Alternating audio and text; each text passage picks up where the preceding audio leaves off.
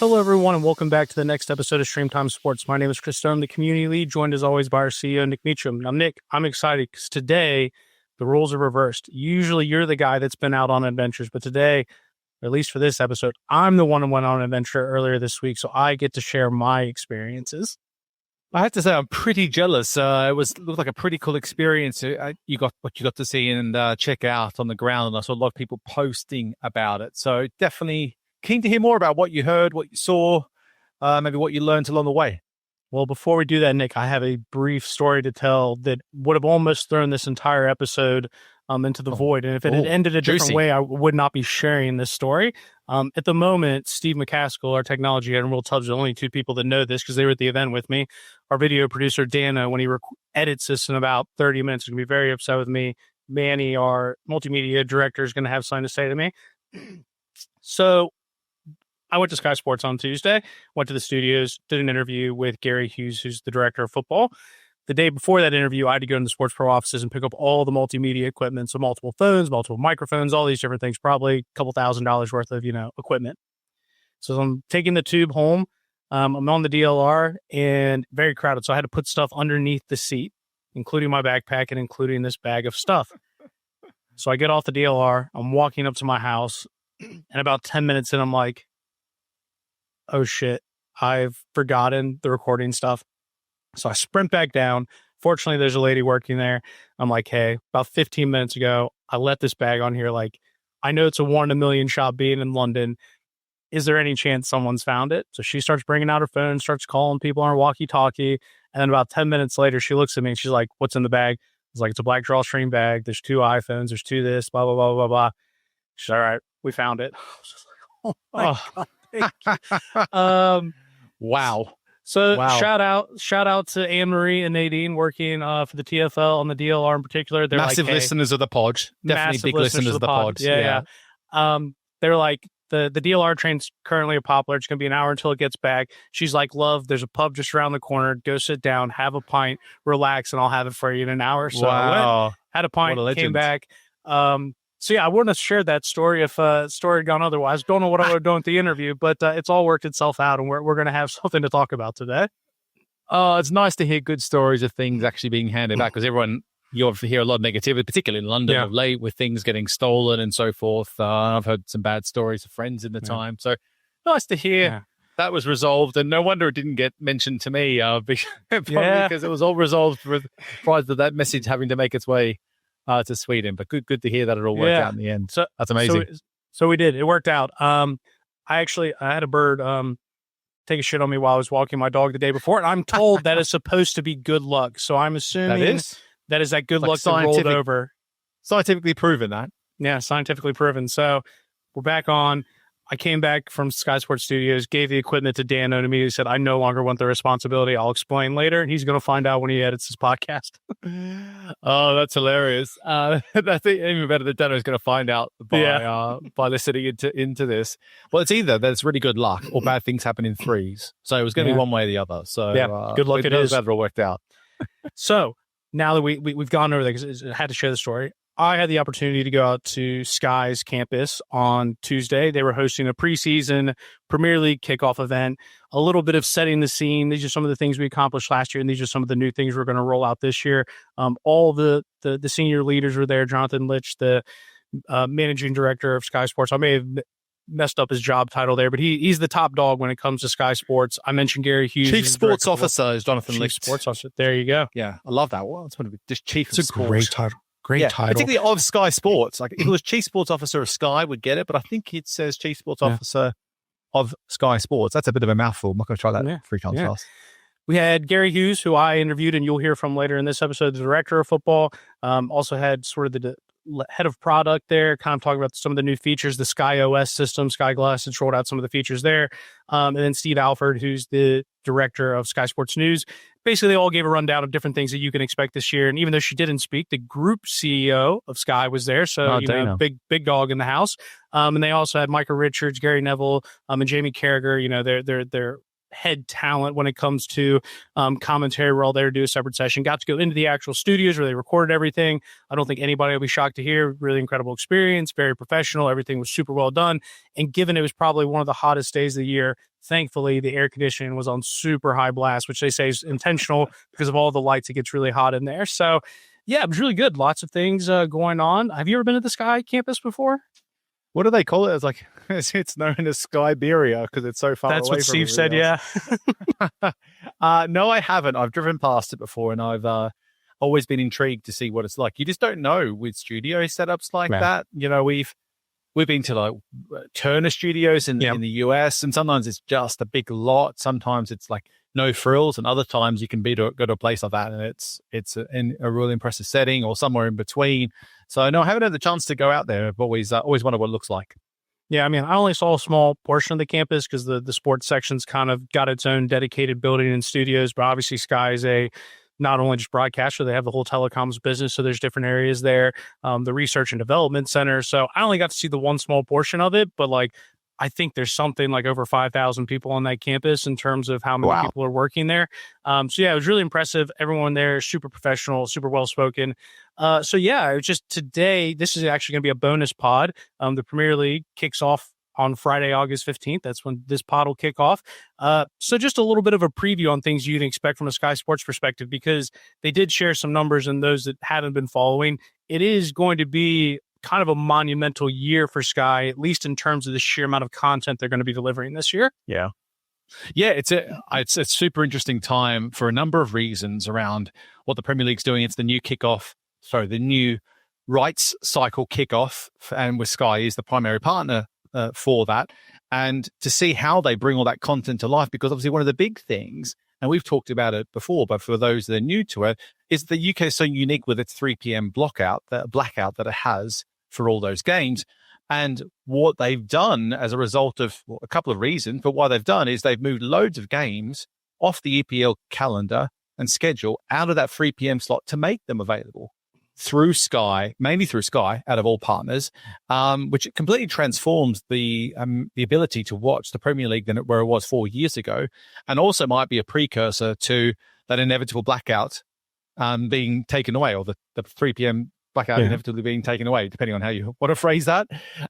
So it is a really interesting point in time in the history and the relationship between Sky and the Premier League and the Premier League itself, because just all built around this blackout situation more than anything. Yeah, well, in terms of just kicking things off, the big number to come up with this in the new deal is they are going from broadcasting 128 games to a minimum of 215 games. So you're talking about quite a significant increase in games. And the reason I say minimum, and this feeds into some other things, is that historically, those that don't follow football, if a team is playing in a European fixture in the midweek, the Premier League won't force them to go play on the Saturday because there's not enough turnaround time. So those games, had they historically been scheduled on Saturday, they've been quote unquote displaced into the Sunday schedule, and then were just never shown on TV because of the way, the broadcasters get to select games. Those games just aren't in the pool. This year, those displaced games will all now be shown on what they call, it's Super Sunday, but they kind of jokingly called it Super Size Sunday, because now all of a sudden you could have 4 to 5 games kicked off in that 2:30 window on a Sunday that historically never would have been there before. So that's why it's 215 with an asterisk, because that's just the minimum. That number could go up, and we'll kind of see where that ends up depending on how many European games get displaced from the Saturday schedule. Really interesting that they've done that. I don't think I've ever seen a contract or set of terms with one of these major rights deals that has that flexibility in it built into it because of this X factor with the 3 p.m. blackout, whereas those games could be not broadcast at all, or they could be sitting in this multi-game window. It's interesting you brought that up, because obviously one of the things that they did talk about and show was the fact they are going to have a multi-view experience made available, which you're probably going to talk about. But I was wondering at the time, like, why does that matter? Because, you almost never have a game going against another matchup. But this is obviously where it can come to life. And that's exactly it. They talk about the introduction of multi-view this year.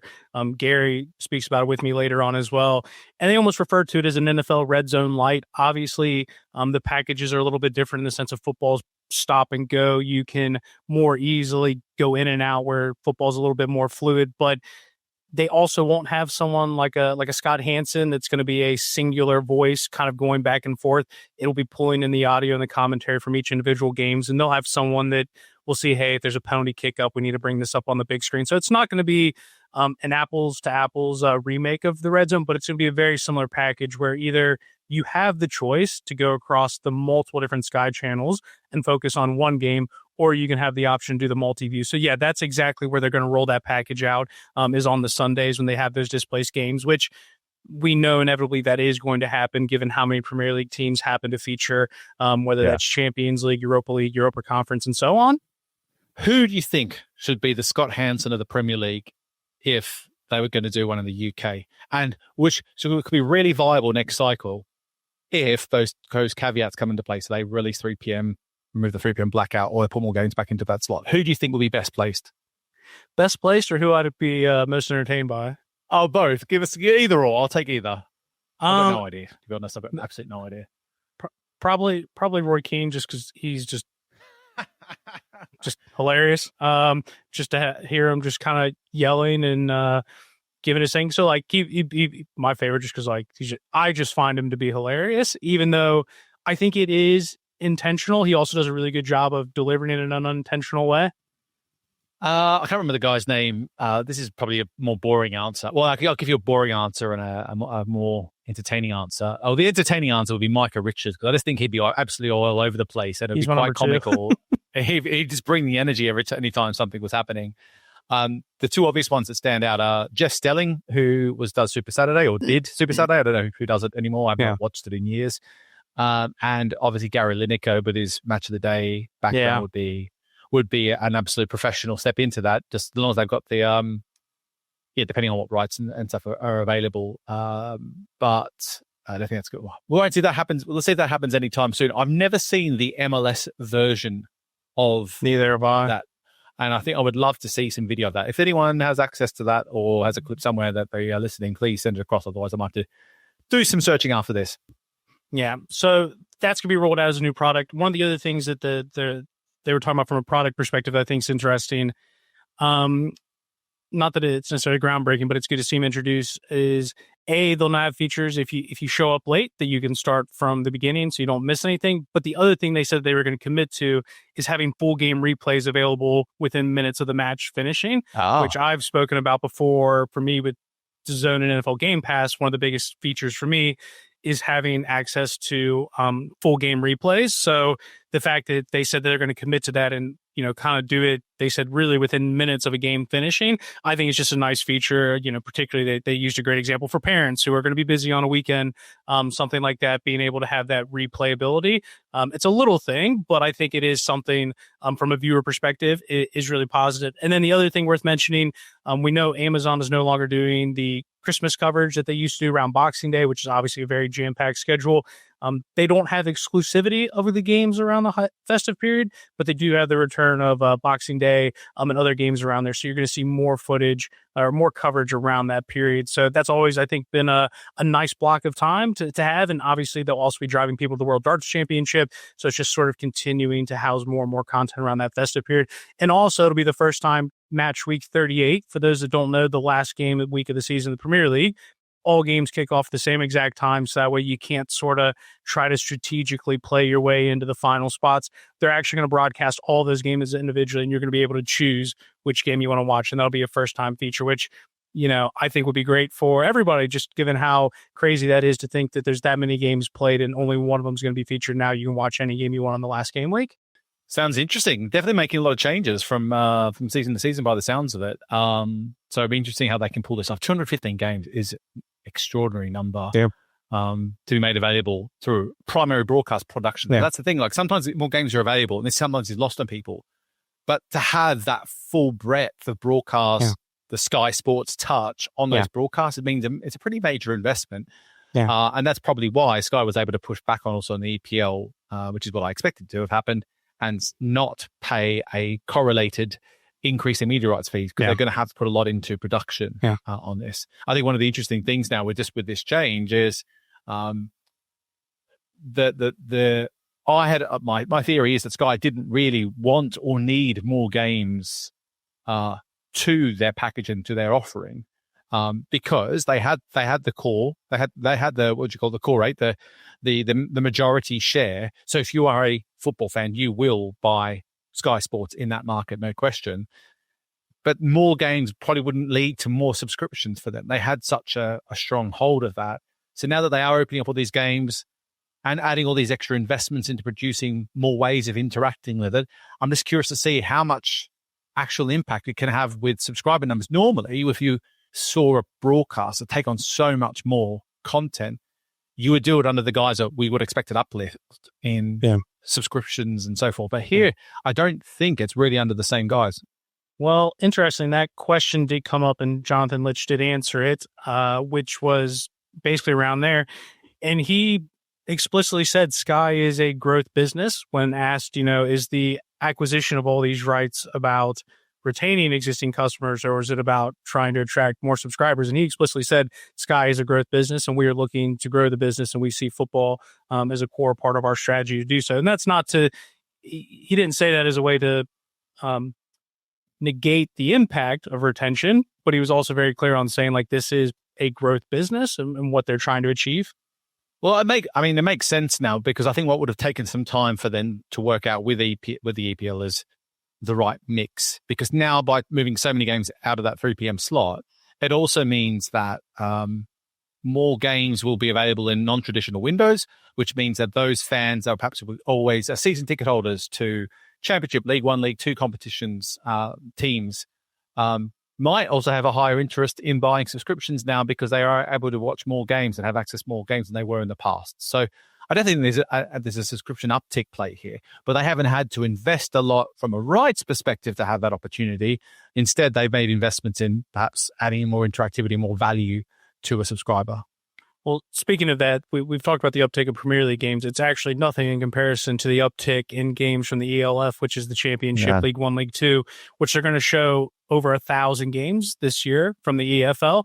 And at minimum, each team will be featured at least 20 times. So there's going to be, talking about that value add to make sure everyone's going to get an opportunity to be able to watch their teams. Not all this will necessarily be on Sky. Part of it will be on Sky Sports Plus, which is the app that they launched last year. And they said really positive statistics on last year where they said 75% of all Sky Sports subscribers also stream content via Sky Sports Plus. So I thought that was an interesting statistic to talk about consumer behavior in terms of how they're doing that. There's also going to be 90% of WSL games are going to be shown. So in total, they're looking at showing around 1,500 football matches this year between the Premier League, Scottish Premier League, EFL, and the WSL. That is a pretty extraordinary number. Blows me away. I'm not sure if we go down a segue here, but I was thinking about this. I was going to write something about this in some stage, but I was thinking after this ESPN NFL deal, like who else would possibly be someone that this type of deal could come about with, and it's got to be Sky and EPL. Like their success and failure, particularly in the UK, is all so synergized together that if the 3 p.m. blackout is removed, I could definitely see a play like that happening and playing out because they're already proving themselves that Sky can deliver at scale, to the scale that is unrivaled probably in the world for the amount of matches. So interesting to see what happens with that. But cool, wow, that's a big number. Yeah, and speaking of the 3 p.m. blackout, the question really, or the comment came more around piracy, just the threat that exists out there. And Jonathan Litch spoke about, we do know the 3 p.m. game is a more attractive option for pirates to be involved because it's simply just not available. And there was mentioned multiple times, even Gary and Micah mentioned it when they were just talking about football, but it got brought up, you can go to the U.S. and watch every single game and whether that needs to change. Now, I didn't take the comment as they're explicitly going to make the 3 p.m. games all of a sudden broadcastable. I don't know if that's a word, but more of they've talked about we're going to put more games on Friday, more games on Monday. So I don't know if it's necessarily, this is just completely me kind of having to think, is less about opening up that window and more about potentially shifting around the schedule a little bit. Well, I think it's important to delineate. I'm not exactly sure who's actually responsible for that, but it's not Sky and it's not the EPL either. Yeah. It is a regulation that's in place preventing that. So even if they want it, doesn't mean they'll get it anyway. Although I think where we're at today now, it has to be done at some stage, and the sooner the better for, I would have thought, most parties. Now, the challenge again to Sky, from Sky's point of view, is they don't really have much benefit for themselves to open up that floodgate, particularly if those rights are therefore made available to buy for anyone, because that just dilutes the value of their current rights package. If we think they're at a relative critical mass of subscribers, they're not going to get meaningful value out of it. And they would hate to have another competitor come up and mop up those 3 p.m. rights. So that's the tricky balance, that Sky won't want it, and they're paying billions for the rights to the EPL. The EPL has to be conscious about upsetting the apple cart too much with their main partner. So Sky's in the driver's seat there, and we've seen they've been in the driver's seat with a lot of different types of negotiations and partnerships in the past, that they won't be in a rush to make that move. But I can imagine the EPL would probably want to do it if they knew that they could see a correlated uptick in revenue and engagement, etc. So inevitably, it must have some impact to Sky's subscription numbers if people know they can get it through pirated means, surely. 100%, but that's also part of the reason between the uptick in games available, not just at the Premier League level, at all other lower levels, having the new Super Sunday with the multi-view option to just try to make as much available as possible. And one of the other things that I thought was interesting that they brought up, Nick, a couple of different people brought up in different angles, and given we just talked about sort of renting or owning your audience and YouTube, things like that, Jonathan Lynch mentioned it's a big point of emphasis for them to grow their youth audiences, as everyone's trying to do. They've talked about they've seen their broadcast numbers in terms of viewership almost double over the last 4 years for under 35s in the UK. But one statistic you did brought up was not just what they're doing on broadcast, but also on YouTube.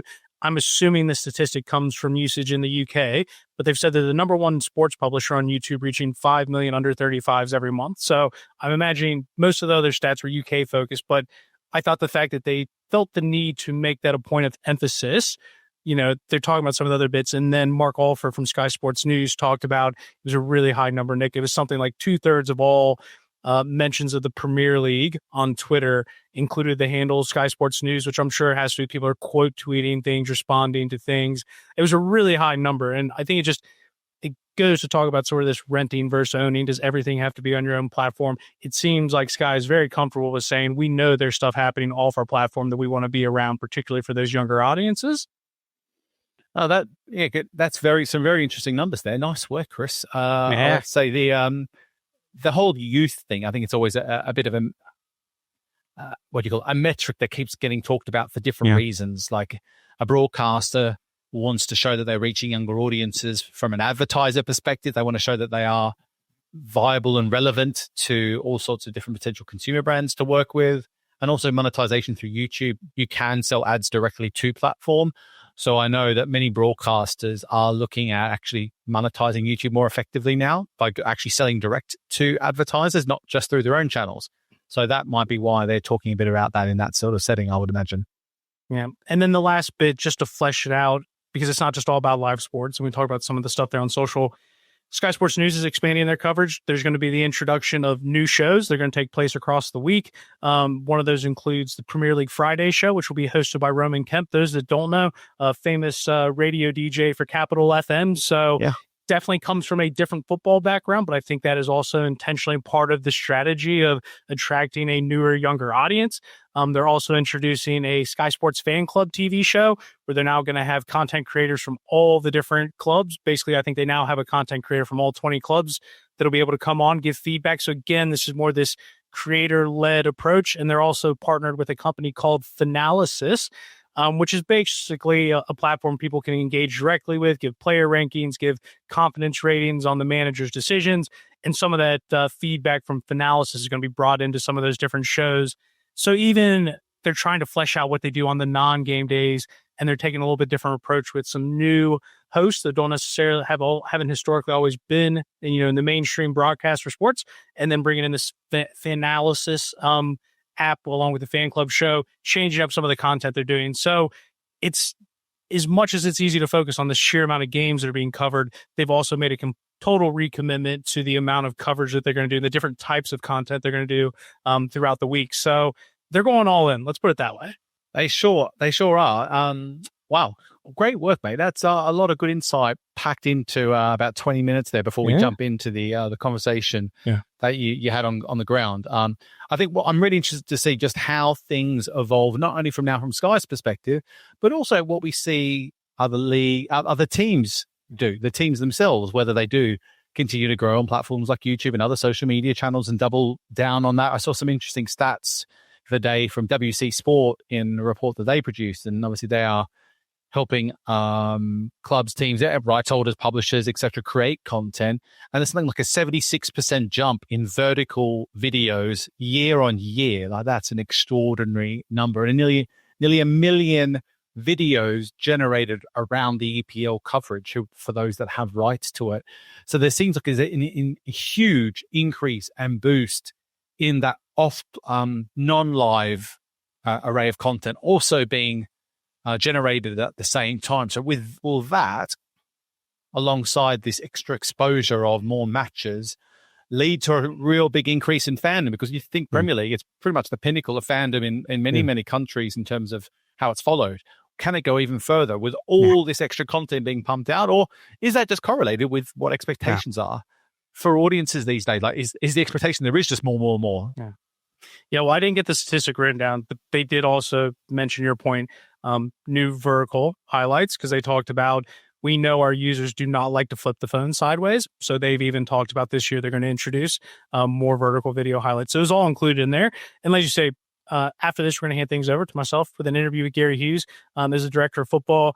We kind of talk about the relationship, particularly in this last round of negotiations, sort of, was it Sky or was it the Premier League pushing to have more games? How collaborative is that approach? Who really wanted the games out there? We talk about their improved coverage and investment in the WSL. You and I spoke about the other day, their move to that noon Sunday slot. Gary gives his view in terms of how they worked with the league to do that. Talking about Sky Sports Plus and just a general overview of what you're going to see from Sky this year in terms of that new agreement going forward. So I was really glad Gary was able to take some time out to speak to us, and hopefully it'll give you more direct insights from Sky themselves. I'm very excited to be joined by Gary Hughes, the director of football for Sky Sports.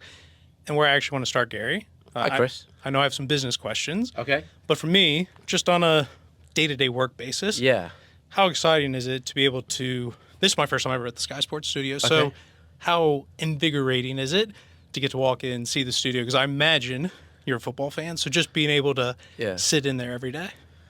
It's pretty special. I've been at Sky for 30 years now. Worked in Sky News, Sky Sports News, and now doing the role I am in Sky Sports Football, having produced some live football before, Champions League and some Premier League, and some of our shoulder programmes as well, back in the day of Sunday Supplement, Goals on Sunday, etc. So I've been here a fair few years, but I still get a buzz every day I walk in the building. Obviously, the campus has evolved, like sport has evolved, like the Premier League has evolved, like our rights deals have evolved. But yeah, it's a fantastic place to work, lots of good energy. Obviously, the football team are full of football fans, and we have great debates and every day around who's going to be signing for who and who's going to win what. And it's just a really good, energetic place to work. And I hope you got that sense coming to Sky for the first time today. 100%, totally got that vibe. And it's just wasn't on my list of questions, but it's just the sort of thing that when you're here, it's a bit infectious. So just kind of wanted to hear firsthand how your experiences were, just being able to walk in day to day. Because we always talk business, but we don't always talk about some of the more just enjoying life sort of things. The classic, it's not work if you enjoy what you do thing, right? Exactly. And I love my work, so there we go. Awesome. So today we managed, there was a presentation from you and different members of the team. Also got to hear from some of the key talent. Really big summer, really big season upcoming. As we're recording this, it's Tuesday before the kickoff on Friday. One of the big things from Sky Sports is the expanded coverage of the Premier League. And you went through some of the statistics, the increase. We're looking at a minimum 215 games this year. Just talk about that process, what it means for Sky to really sort of further establish, I should say, its dominance in the UK as being the number one broadcaster for sports. I'm glad you were listening and mentioned the minimum 215. Exactly. Listen, I think this is it's our biggest ever Premier League deal. 215 games minimum of going into next season. It's a 4-year deal, which is different to other cycles, which have always been 3. So it gives us that opportunity to really plan, and that extra year does make a big difference. What it does do, the 4-year Premier League deal, it sort of aligns all our football. So we've got a 4-year deal with the Premier League starting this Friday, as you say. We've got 4 years left of our 5-year EFL deal. We've got 4 years left of our 5-year SPFL deal, and I've also got a new WSL deal as well. I think what our strategy has been and where we've been very successful in recent years is locking down the key rights, the ones that are important to us, up until the end of the decade. So obviously all those football rights are locked in alongside F1, ECB cricket. We've got long-term tennis rights and other cricket rights as well. So what it does mean, it gives customers that level of security and knowledge that for the next 4 years they're going to be able to watch all these great events live on Sky Sports. And I think what the Premier League deal does for us is, again, underline our position as the domestic home of football. We've got all those games. I think within the presentation, I think it was over 1,500 games we'll show next season, which is huge. And if you're a football fan, Sky Sports for domestic football, for Premier League, for EFL, for Scottish football, men's and women's, and the WSL is the place to be. Absolutely, and I think what would be interesting is talking about that Premier League deal. It's a partnership that has obviously been very beneficial for both sides. Yeah. I think the Premier League would be right to credit Sky Sports for its global growth, not just domestically, but what it's been able to do in terms of building that.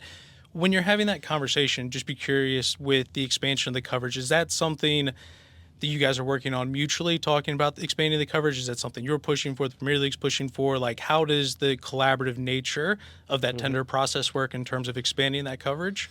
So we've been, as I said in the presentation earlier, we've been sort of partners with the Premier League since a whole new ball game back in 1992, when the offering back then was just 60 games. We were exclusive partners for 15 years, and we've been the lead partner ever since. And as I said earlier in the presentation, our games have grown year on year. I think, and Gary Neville was in the presentation earlier, or was doing a punditry session. He was saying you go around the world and all Premier League games are available. Now, clearly we have the 3 p.m. Saturday blackout here, which is Article 48, which is tradition and which we respect. And I think what the Premier League did, it was their decision. Ultimately, it's their rights, it's their tender. And they will look at what they think is the right thing to do in this 4-year cycle. They looked at extending it for an extra year. And what they have done is made all those 2 o'clock games available. So, again, the guys were talking around the 2 o'clock game that might be live on the television. There'll be 3 other games happening at that time. And it feels as though you're missing out. I don't think you feel that on a Saturday at 3 o'clock because it's tradition in this country. So I think, the EFL, again, led the way on this by their inventory is massive. I think it's 1,881 games. And we were only showing 160 odd of those matches a season, and we had some good dialogue with them. And again, it's their inventory, it's their tender. But what they would do with their rights, they wanted more of that shown. So much so that we now show, I think it's 1,059, but I think with displaced matches it was well over 1,100 last year. So the volume is increasing all the time. All the governing bodies want more of their sport on more of the channels. And the Premier League have got, the biggest and best inventory. It's the best sporting league in the world. And to have us having 215 and maybe a total of around 270, around 280, I think is a big sea change and a step forward. And it'd be interesting to see, and it's ultimately, again, up to them. We have regular dialogue. We've got a great relationship with the Premier League. As I said, we've been partners for 33 years. We talk to them a lot about a lot of stuff. We talk to them about access. I'm in regular contact with them around fixtures and scheduling. It is a partnership. Ultimately, they will always decide. We will talk to them as being their lead partner about certain issues. But what I think it does is just, again, underline that fact that, and it's the same with the WSL, our new deal with them, all 132 games are going to be live. So that is a direction of travel for all rights.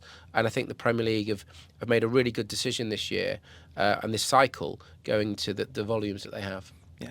One question I didn't necessarily prepare for, but I saw it in your presentation. I think it's really interesting because for us as a podcast, we have started to extend more digital media, not just explicitly linear broadcast or OTT. You referenced some statistics around the growth of your YouTube channels, and in particular the Gen Z audience you guys have been able to capture. So for me, just be curious, when you're having those conversations from a rights perspective, you've obviously got the live rights, but sort of how you view also having access to the digital rights, because that seems like I imagine you wouldn't have wanted to share that statistic if there wasn't a story behind it. No, absolutely. In my role as director of football, I'm in charge of the television coverage of what we do. But obviously, we work very closely with the digital team, and clearly, in any rights negotiation, the way that it all set up at the moment, it is linear, it's television first, but then digital is becoming so much more important.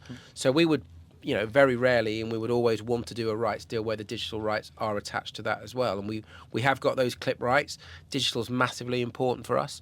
That new audience is massively important for us. We've got a lot of focus on under 35s, how we can reach, how we can talk to, how we can become more relevant to under 35s as a Sky Sports brand, and how they would consider buying and upgrading or working, on some of our products. Now TV, how they become a subscriber and a customer of Sky. So that's a huge focus for us. And I think what we've tried to do as well, we've tried to evolve our offering on television, on screen. We've got a much younger, more diverse, more relevant pundit lineup than we ever have done before. And I think some of the stuff we get around our access, what we're trying to do is, again, go out and really engage with the young players of today, get them talking about themselves, their lifestyle, and putting stuff social first, digital first. Yeah. That's a lot of what we're doing around our access, and then teasing it in the linear coverage and promoting our digital outlets as well. So, it's a whole ecosystem that in any rights deal across any sport we do, both the live rights and the digital rights are massively important. Yeah, and I imagine that does sit with Mark and his team. He gave the presentation from the Sky Sports perspective, but like you said, that's all linked together. And just the fact that you mentioned in your presentation, I just thought it was worth mentioning. Our teams are constantly working together about how we can best utilize our content, best utilize what assets we've got across all platforms. Yeah. Now, you referenced that this is a complete football strategy. This isn't just limited to the Premier League. It obviously gets the big billing, but you referenced some of the other leagues, and in particular, looking at the WSL, you guys have made further investment financially, as well as your extended coverage of the amount of games. You talked about, I think it's 90% of games are going to be covered. But additionally, as well, a specific strategy change is the Sunday afternoon kickoff spot, moving that. Is it noon or is it 12:30? Noon, 12 o'clock, Talk about sort of that, using the WSL as part of the overall football strategy, and then particularly that decision as a way how you think that's going to help promote the growth of the league. So the WSL is not just part of the football strategy, it's part of our women's sports strategy. We want to be, and I think we are known for our, being the leading broadcaster of women's sport. We've had some incredible women's sports rights, golf, netball, cricket for a long time. We're now into the first year of 5, which is our 5th year working with the WSL. Football being the biggest game, WSL becomes the biggest women's sporting right. It's all part of that narrative and all part of us becoming, the leader of women's sport. I think what we've tried to do, it's interesting, earlier I talked about the 3 o'clock blackout. There was an Article 48. There was a lot of noise in the women's game around women's matches being at 3 o'clock on a Saturday. That hasn't happened. And the reason why that was talked about was because what is the best slot for women's football? Yeah. So when we acquired the rights, the football calendar, as we talked about, with so many more live games, is a very congested space. So we were placing matches at 6:45 on a Sunday after Super Sunday to inherit a big audience to talk about the women's game. And it was relatively successful from a viewing point of view, but it wasn't great for attendances. Yeah. So what we've had to do, and what we want to always try to be, is the best partner for sport, is sit down with the league and talk to them around what we think we can do together to better the sport from a broadcasting perspective and from a fan and league perspective. So what we've ended up doing is doing a deal, and WSL have done similar to what the EFL have done in more inventory, in fact all their inventory. 118 games on Sky out of the 132, 90% of all WSL games. But what we wanted to try to do was get a dedicated slot. So midday Sunday, obviously leading up to our Premier League in the afternoon, but midday Sunday, we will have a live front channel, either first pick or second or third pick, however the picks process worked that week. Have a live game at 12 o'clock. Then the games that aren't picked live will then be displaced, a bit like the 2 o'clocks, as often as they can to 12 o'clock on a Sunday. So what we've then got is a programme where we're not just talking about 1 game and 2 WSL clubs. We're talking about 3 games or 4 games and 6 and 8 WSL clubs. So the narrative becomes much more wider and we can talk about all the clubs rather than just focusing on a couple. We can tell the stories from around the grounds, we can tell the stories that show the best moments, and we can tell the stories of some of the players as well. So what we're planning there is a new program at 11 o'clock, building up to the 12 o'clocks, again with a social element to it. We think that the growth audience is in from the social side, from the younger generation. How can we best get young female football fans or young fans watching the women's game? So there'll be a social element to that. There'll be a new change of tone and approach. There'll be a new set as well. So all this stuff we'll talk about this in the coming weeks. But that's the plan around WSL. Massively important for us. Unbelievable opportunity off the back of the brilliant success of the Lionesses. That couldn't have happened at a better time for the women's game, for the WSL, for Sky Sports as well, in terms of the narrative and the talkability. Everyone was talking about, and still is talking about, the Lionesses' success. It's brilliant. So yeah, we're really looking forward to that, and we hope that midday narrative will continue and be an appointment to view slot for women's football. Absolutely. And the big number is the amount of EFL matches that are going to be displayed, and that's through Sky Sports Plus, which Correct. Is largely a streaming platform. So out of curiosity, just what that means for Sky, and then at the same time, were there any learnings you took just from the habits of people from a consuming perspective? Because I think one of the important stats that was mentioned was every team at minimum is going to have 20 games, which again talks about the value and security for fans that you're not going to pay for a subscription that isn't going to speak to you. It's something that everyone's going to have their moment in the sun, I guess you sort of say. Just sort of what you've learned from that and kind of the scale of those operations, because there aren't small numbers. Yeah, it's huge. And as I said, I think there's 1,881 EFL games, of which we show 1,100 of them. And I think that's what we did last season. And I think that unlock of saying to customers and to fans that they can watch their team at least 20 times a season was huge. And it was a huge undertaking internally with the EFL and with the production partner IMG as well, who deliver the bulk of those games on streams. And we've got, this is on the Tuesday, we've got 30 Carabao Cup games that are being streamed on Sky Sports Plus tonight. But that was a huge unlock, Sky Sports Plus, for not just the EFL, but I think for all sporting rights, because it gives you the long tail, it gives you a platform. And that's where some of the WSL games will be going. It gives you that platform for the long tail to be seen and to get a platform, basically.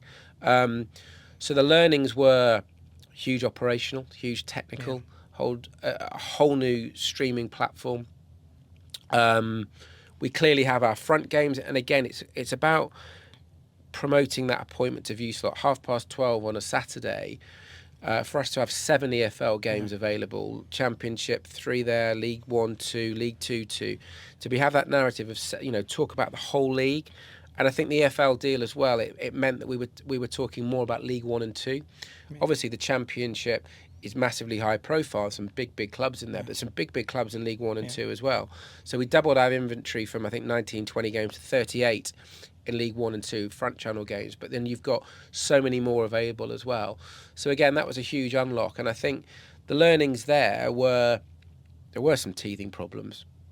There's always going to be some teething problems when you've got, you go into every ground every week, and you've got 2 cameras, 4 cameras, a streaming setup, broadband connectivity. It was huge, but that was ironed out very quickly. If there were some issues at the time, I think the platform is very robust, and fingers crossed, touch wood, it's very robust. It stood up to the first couple of weeks of the EFL season, and hopefully it will do this Tuesday night with the 30 games as well and throughout the season. But no, I think that has been Sky Sports Plus has been brilliant for tennis as well, for rugby league, all Super League, all our long tail rights. They've got huge volumes. And it's great for the customer. The last topic I want to go to is speaking about the customer, so perfect timing. And one of the things is sort of, what are kind of the new features, things that you are doing particularly to serve the super fan? And I think one of the things that popped up to me, that caught my eye, I'm an NFL fan, shocking with the American accent. I think NFL Red Zone is one of the best packages that exist. Yeah. And you guys referenced the multi-view that's going to come, not just on Super Sunday, but you guys called it Super Size Sunday. Super Sunday, that feels like something that's new. Maybe just talk about the development of that Sunday offering and what that means for super serving, football fans? Yeah. So listen, I totally agree with you. Red Zone's brilliant. It's a fantastic watch. I think American football's a little bit easier to do a red zone of time because there's breaks in play. Yeah. You know where. You know where the play is going to be. You know if they're in the end zone. You know where in the red zone. You know that's going to happen. Football is obviously a lot more unpredictable. Yeah. But what the premise is behind multi-view is a new viewing option, simultaneous games. We will be in editorial control of what we put front and centre in the big screen with the other games happening on the right-hand side. We'll jump in and out like red zone of when we think there's like a corner or a free kick. We'll make sure all the goals are seen, all key moments.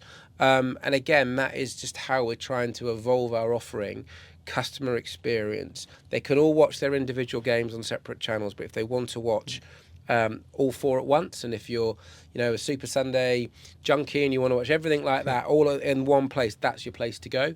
Again, it's something new, it's something different.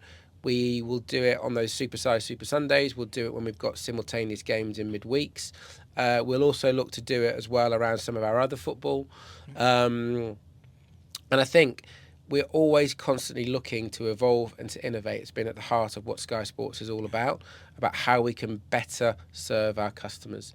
And that is an example of how we intend to do that next season. So we're very excited by that, and anything that's anywhere close to being as good as the Red Zone we'll definitely take. Yeah, well, Gary, I appreciate the conversation, and particularly you taking the time, given the season is kicking off shortly. But you've already said that there's 30 Carabao Cup games tonight. So while some people might be focused on the Premier League Friday, work has already started here at Sky Sports on the new season. Yes. Yeah, absolutely. We kicked off 2 weeks ago with League 1 and 2. The Championship kicked off last weekend. We've had Scotland. We did our WSL start of season shoot yesterday. We've done our media day today. There's so much going on, but there's no better place I'd want to be. We love it here, and we're looking forward to a brilliant season ahead. Awesome. I really appreciate it, Gary. Thank you. Thanks for your time. Thank you.